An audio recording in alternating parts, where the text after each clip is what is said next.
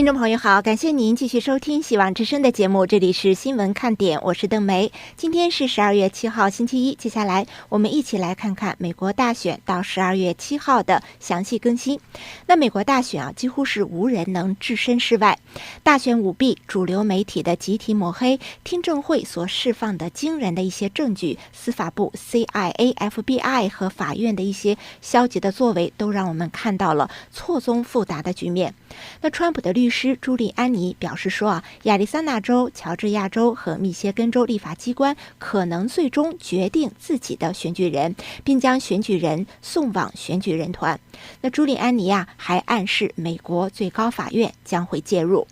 那朱利安尼是不幸感染了中共病毒。那之后呢，团队律师爱丽丝就表示说，川普法律团队在每一个州都有一支强大的团队以及能干的当地律师，我们的工作是不会受到影响的。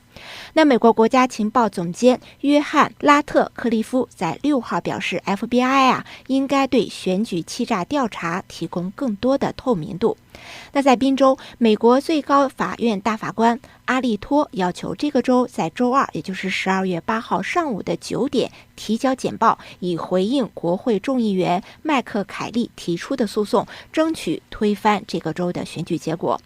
在乔州呢，100多名议员发布联署信函，督促州务卿办公室在1月5号联邦参议院2个席位复选前审查邮寄选票和缺席选票的投票程序。在密歇根州呢，一名法官在12月4号就下达命令，授权对这个州安特里姆县的22台的 Dominion 投票机进行取证审查。川普团队表示，大约48个小时之后就会知道结果。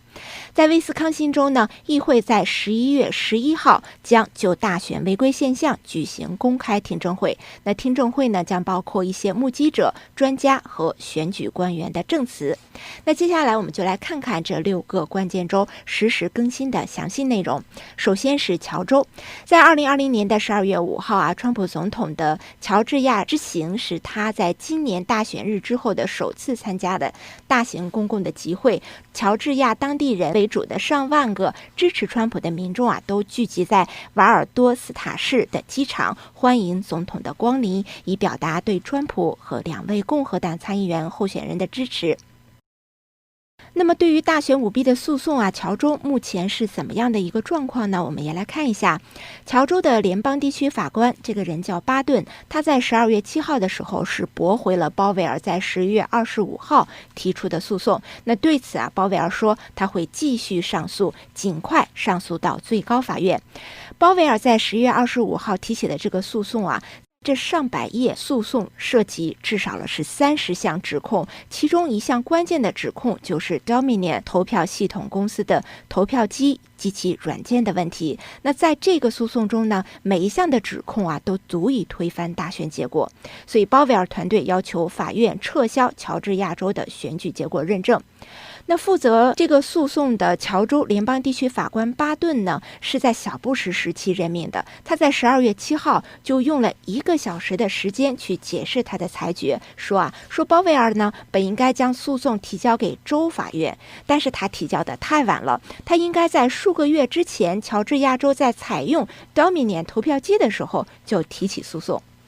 此前呢，鲍威尔提起诉讼之后的11月29号，这个巴顿就曾经在那天晚上连续发出了3项指令，后2次的指令都是推翻了自己前一次的指令。那我们再来看另外一个报道。那川普在周一的时候就发推文说，质疑共和党籍的乔州的州长布莱恩·肯普。川普说乔州共和党州长拒绝进行签名验证，而签名验证呢，将使我们轻松获胜。那此外呢，乔州有4名参议员就敦促这个州的选民向州议会施压，要求州议会举行一次关于选举舞弊的特别会议。但是此前呢，乔州的州长肯普却表示说不支持该特别会议。他认为呢，州议会选择自己的选举人将违反乔州的法律。但是提出这个议案的议员们却表示说，召开特别会议无需州长同意，因为州议会对选举政策的直接责任是基础性和权威性的。那么目前的情况是根据拉芬斯伯格办公室披露的数据，民主党总统候选人拜登大约是以12500张票赢得了乔州的选票。乔州目前呢也正在进行着第二次的重新计票，这个州第一次重新计票的时候就没有进行签名认证，那川普团队认为这样的重新计票是没有任何的意义的。我们再来看看密歇根州。密歇根州的一名法官在12月4号下达一个命令授权对这个州的22台 Dominion 投票机进行取证审查。那川普团队的高级顾问爱丽丝就表示说，12月6号团队就开始进去审查，大约48个小时之后，也就是明天12月8号就会知道结果。川普团队对法官授权审查 Dominion 投票机的决定是表示欢迎。那团队的负责人朱利安尼此前发推文说这是诚实选举的一个巨大的胜利。我们再来看看宾州。针对宾州的一个有关邮寄选票欺诈案，美国联邦最高法院的大法官，这个人叫 Samuel 阿利托，就要求宾州的官员在12月8号早上9点前提交有关这个案件的摘要，以回应共和党议员麦克凯利提出的诉讼。那麦克凯利提出的这个诉讼呢，是旨在推翻这个州令人质疑的大选结果。那凯利指控说宾州77号的法案放宽了邮寄选票的限制，违反了宾州宪法和美国宪法。那宾州数十万张选票是应该被取消计票资格的，而这足以将川普总统在宾州翻盘。但是这个案件呢，在上周末是被宾州最高的法院驳回了的。最高法院声称他们没有及时的提出这个诉讼。那有人就指责宾州最高法院是在耍花招，于是凯利等人就将这个案件提高至联邦最高法院。凯利在诉讼中还要求最高法院颁布禁令，禁止宾州官员进一步推进大选结果的最终认证。所以我们刚刚也说过，最高法院的大法官就要求宾州的官员在12月8号早上9点前提交有关这个案件的摘要。值得关注的是，在美国大选的过程中呢，12月8号被普遍的认为是一个安全港的最后期限，也就是说各个州呢都要在这一天之前解决有关选举的任何争议。但是呢，也有律师协会说，这一最后期限也并非是一成不变的。我们再来看看威斯康辛州。目前我们得到的消息是，威斯康辛州的议会呢将在12月11号就大选违规的现象举行公开听证会。那这个听证会将包括目击者、专家和选举官员的一些证词。威斯康辛州最高的法院在12月3号的时候就已经驳回了川普总统法律团队挑战这个州大选结果的诉讼，并且要求川普团队首先在巡回法院提起诉讼。那在威斯康辛州最高法院的这份长达10页的裁决书中也显示出来法官们之间存在着不同的意见。一些法官是承认人们对选举究竟是如何进行的这种担忧是合理的。威斯康辛州最高法院决定让巡回法院审理针对总统大选非法计入缺席选票的质疑案之后，川普总统的连任竞选团队就发表了一份声明，在这个起诉包括了4个案件，他们都提供了明确的证据，证明在威斯康辛州有超过300万张选票中，至少是22.1万张选票是受到了非法行为的影响。那我们再来看一下亚利桑那州。12月7号，就是今天美东时间的下午5点，美国一些国会的众议员和参议员，主要的共和党人在亚利桑那州凤凰城举行了新闻发布会。新闻发布会之后呢，还有集会呼吁制止窃选。那组织者就要求为国家祈祷。这个活动的目的是要求亚利桑那州的州长杜西取消目前选举人团的资格，或者是要求美国国会取消选举人的资格。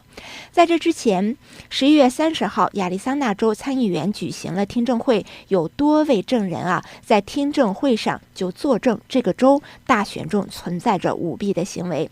在那一天，有上千的民众一早就聚集在凤凰城的凯悦酒店，声援川普团队，要求议员们做正确的事，只计算合法的选票。但是呢，当天同时，亚利桑那州的官员就认证了大选的结果，宣布拜登是以10457张票，或者说是0.3%的领先胜出了。川普总统的法律小组成员和一些共和党议员就要求推翻这个州总统的大选结果，但是呢，共和党众议院议长在4号就表示这是不合法的，他也不会这么做。在12月5号的下午，川普总统就发推文说如果亚利桑那州州长杜西和乔治亚州州长坎普能够站在我们这一边，我们就已经拿下了这2个州了，他们比民主党激进左派还要反对我们。那在6号的时候，亚利桑那州的议会和参议员决定关闭一州。那州众议院议长以川普律师朱利安尼染疫为由说，因为担忧疫情而关闭。那川普另一位律师爱丽丝就表示说，这根本就不会影响团队的工作，并且他们也会继续努力为选举公正而战斗。那我们再来看一看内华达州。目前内华达州地区法院的法官呢是已经驳回了川普总统竞选团队在这个州提起的诉讼。那这个诉讼呢是要求法庭作废数万张选票。驳回这个诉讼的法官是内华达第一地区的法院的法官，他叫詹姆斯·拉塞尔。拉塞尔说川普的竞选团队没有证明电子投票机发生故障的方式足以合理到可以怀疑选举的结果。